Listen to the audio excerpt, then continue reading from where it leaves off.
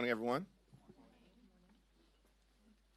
Democrats have made clear to the American people over the last several weeks that this country is far too expensive. The cost of living is way too high, and Donald Trump, as well as House Republicans, have failed to do anything about it. Donald Trump and House Republicans promised to lower the high cost of living on day one. Costs haven't gone down in the United States of America. It's gone up. America is too expensive. Inflation is on the rise. And Donald Trump and Republicans have failed to keep their core promise to make life more affordable. Housing costs are too high. Health care costs are too high. Child care costs are too high. Utility costs are too high. Electricity bills are skyrocketing as we speak because of the failed policies of Donald Trump and the one big ugly bill. And the American people are struggling to live paycheck to paycheck, can't thrive, and in so many instances can barely survive. America is too expensive. Republicans have broken our healthcare system and unleashed the unfortunate and painful reality that millions of Americans are about to experience dramatic increases in their healthcare premiums, copays, and deductibles. Millions of families will incur thousands of dollars in additional healthcare costs a year when they are barely making it right now.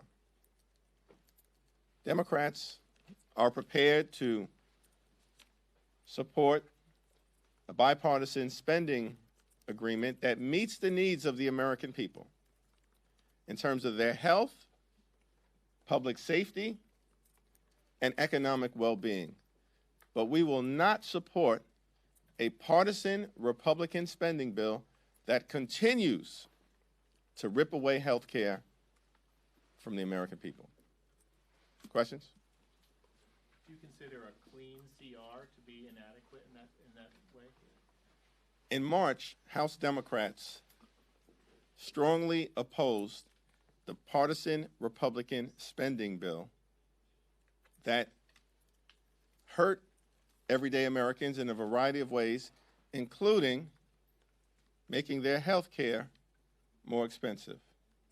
A continuing resolution that continues the failed policies of the Republican Party that we voted against is not the type of policy that actually meets the needs of the American people. Leader, Donald Trump isn't letting go of this crime issue. He continues to talk about it, makes it the issue. Perhaps it'll be a huge issue in the midterms. Some new AP polling came out that showed that 68%, the majority of Democrats in large cities like New York, say that crime is a problem. 81% of all Americans believe that crime is a problem in large cities. So when you see Democrats out there, whether it's J.B. Pritzker or anyone else that say crime is down, we don't need to worry about it, is that out of touch? I think Governor Pritzker is doing a tremendous job on behalf of the people in the great state of Illinois and is committed to continuing to drive crime down in Chicago, as Democrats are committed to driving crime down all across the United States of America. I mentioned that as House Democrats, we are prepared to support a bipartisan spending bill that meets the needs of the American people with a focus on three areas: their economic well-being, public safety, and health care. And in terms of public safety, we actually support restoring grants for local law enforcement that Donald Trump and House Republicans have cut. If they're serious about continuing to strengthen the relationship between the police and the community and driving crime down, then Republicans should be prepared, in the context of this spending agreement that we are in the process of dealing with, to restore grants to support local police departments that they themselves have cut. Are there any crime bills in the 13 that are being marked up today that you would support? I haven't taken a look at those crime bills, but if they're going to be partisan messaging bills designed to distract from the fact that Republicans have now realized that their one big ugly bill is a complete and total disaster, and so they want to change the name of the one big ugly bill and change the conversation, then no, Democrats are not going to support partisan bills that are simply designed to distract the American people from the fact that Republican policies under Donald Trump and House Republicans have been a complete and total failure.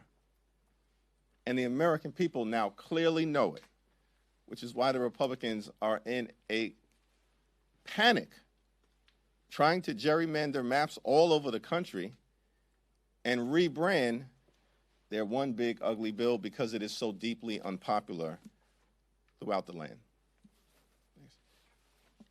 Former Vice President Kamala Harris wrote in a book excerpt that's out this morning that the decision for President Joe Biden to drop out should have been more than a personal decision. Do you agree with that sentiment? Is it helpful for her to continue to talk about this after the fact? I haven't read the excerpt. I look forward to reading the book in its entirety, so I'm not in a position to comment, having not read the excerpt and certainly not having read the book. Joe Biden made the correct decision not to seek re-election. Thank you, Mr. Leader. A growing number of House Democrats are expressing support for certain provisions in Trump's budget bill, whether that's no taxes on tips or World Cup funding or funding nuclear radiation funds. Would you encourage members to continue touting some of these provisions, and doesn't it all muddy the What budget bill?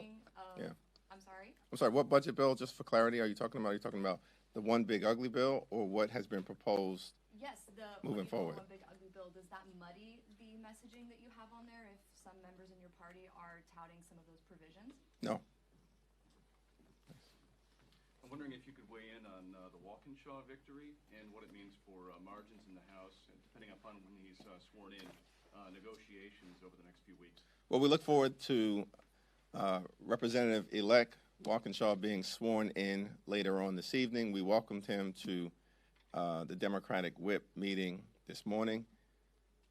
It's another data point in a series of special elections where Democrats have consistently overperformed. James won that district by 50 points, which is, as far as I can tell, a 16-point overperformance of what was done at the presidential level last November, continuing the fact that on average in special elections throughout this year, Democrats have overperformed the 2024 results by 15 points and flipping red seats blue all across the country, including in places like Iowa, Pennsylvania, and Nebraska. Go to the back. Is the no endorsement of the New York City mayoral race an indication at all of what leadership might do in other primaries if an outside candidate wins, say, an Abdul El Said in Michigan? I haven't been tracking the race in Michigan, and I certainly will have more to say about the New York City mayor's race in short order. On healthcare, when you talk about, wanting to protect Americans' healthcare, drawing a red line, letting Republicans know that no partisan spending bill without healthcare protection won't be supported by Democrats. Is that something that your members? It just seems as though there's members want different things from this particular negotiation. How are you, as leader, navigating all of the different, some folks want anti-impoundment language and no more rescission. Some folks say healthcare is enough. Some folks say a clean CR that just keeps the government open is enough.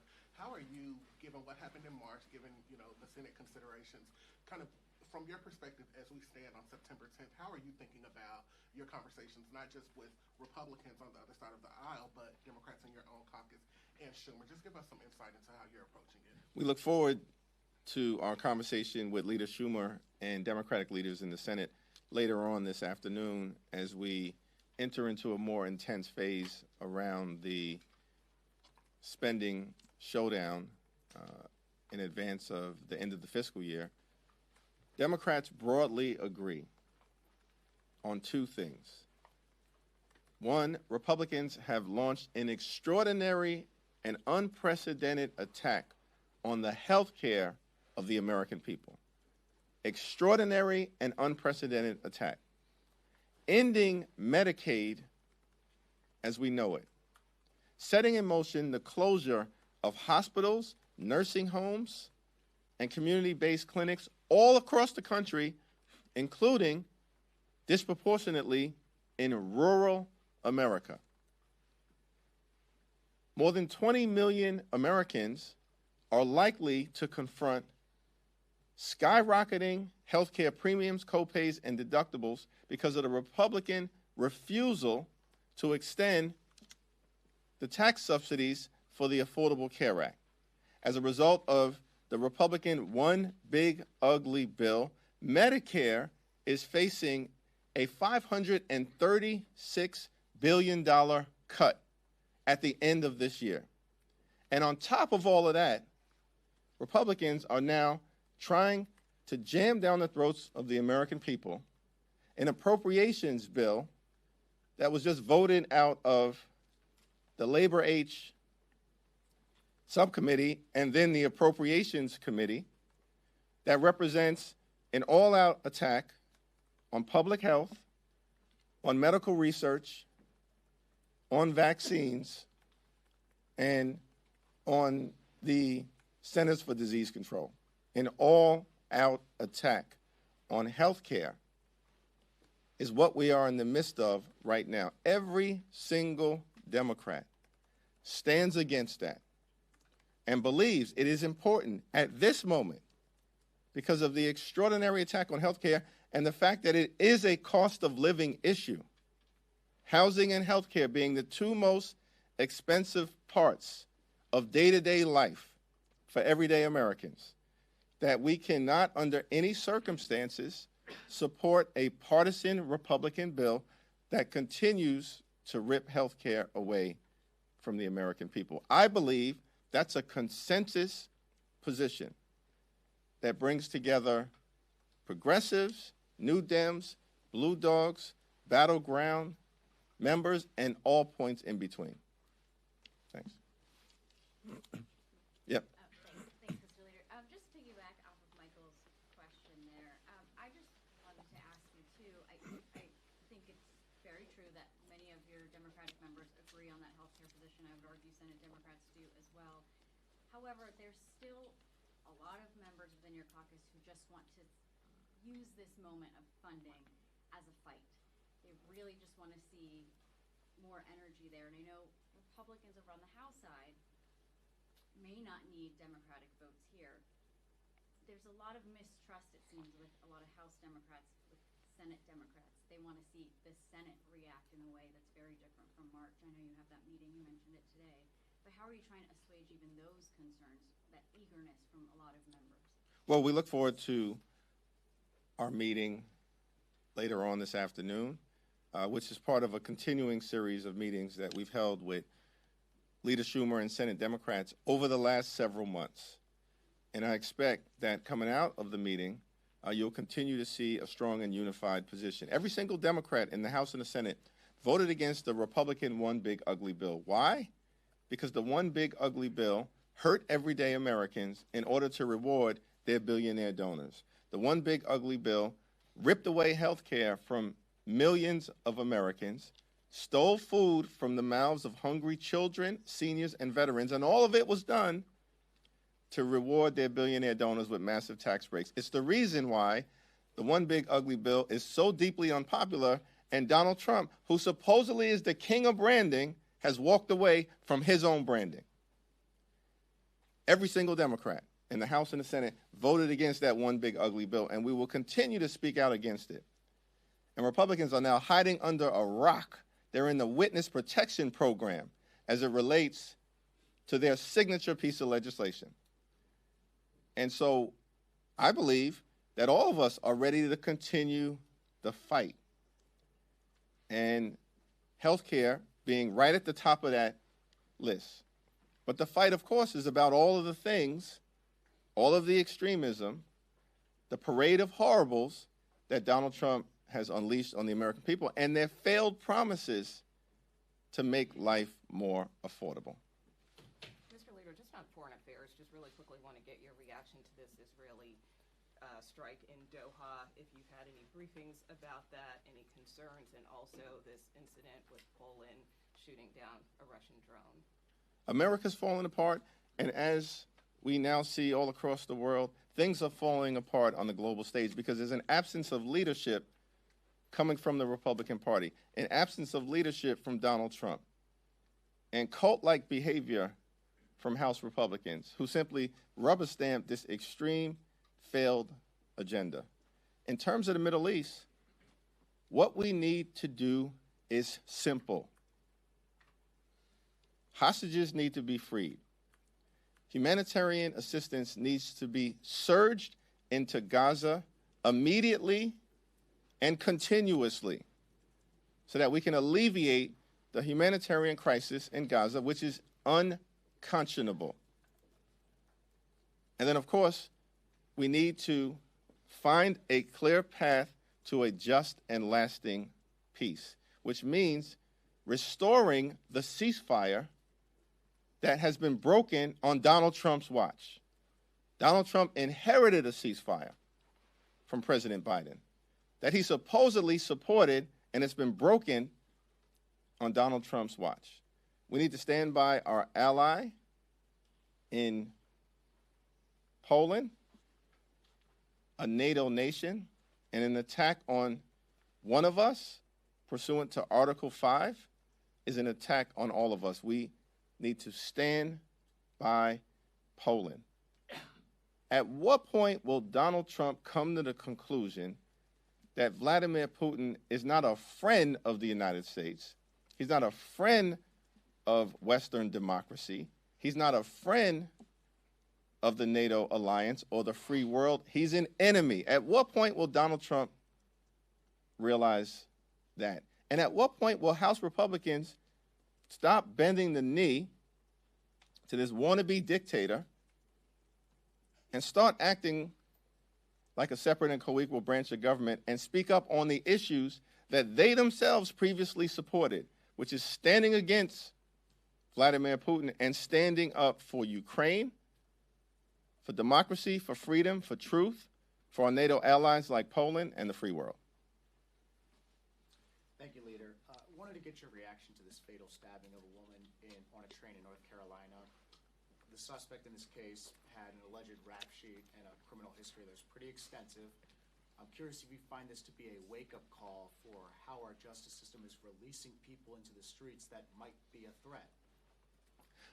It's a horrific incident, and our thoughts and prayers, heartfelt sentiments go out to the family. No family should ever experience anything like this. And by all accounts, the victim was a bright, vibrant, hopeful, optimistic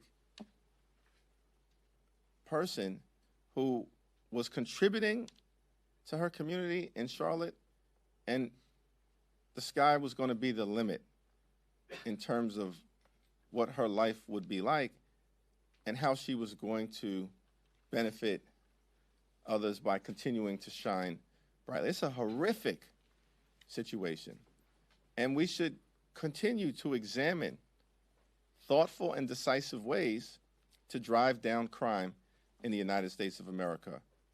In my view, we have to support local law enforcement, not cut grants to local law enforcement, which is what House Republicans have done. Support local law enforcement, decisively surge resources into addressing mental illness, make sure we can get as many dangerous weapons off the street as possible, and find new and creative ways to secure the safety of the American people who take mass transportation. I grew up in Brooklyn taking mass transportation, beginning in the 6th grade. That's what people in New York do. There are no buses going back and forth to school. Beginning in the 6th grade, children taking trains, as I did, or buses to get back and forth to school. Children, that's what we do in New York City. So this is a personal issue. We definitely need to continue to do everything we can to safely secure the American people, but certainly to secure the American people who rely upon mass transportation to get to and from work, home, houses of worship, and beyond. Thank you.